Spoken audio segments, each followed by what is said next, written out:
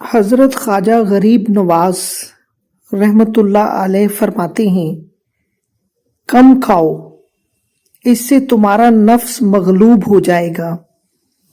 سونے والے اور باتیں کرنے والے کے پیچھے نماز نہ پڑھو، اپنے نفس کو اپنے قابو میں رکھو، دوسروں کے مال پر نظر مت رکھو، زندگی کو ہمیشہ امانت سمجھو، کیونکہ ان قریب یہ چلی جائے گی۔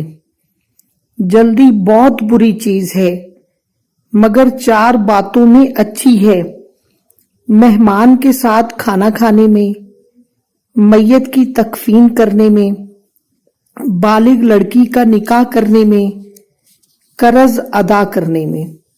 گناہ کرنے سے اتنا نقصان نہیں ہوتا جتنا اپنے بھائی کو بے عزت اور حقیر سمجھنے سے ہوتا ہے۔ جس شخص میں یہ 3 خوبیاں ہوتی ہیں اس پر اللہ رب العزت کی رحمت ہوتی ہے۔ دریا کی طرح سخی ہو، یعنی تمام مخلوق کو یکساں فیض پہنچائے۔ سورج کی مثل شفیق ہو، جس کی روشنی سب کے لیے عام ہو۔ زمین کی طرح متواضع ہو، یعنی ہر کسی کے لیے یکساں تواضع رکھے۔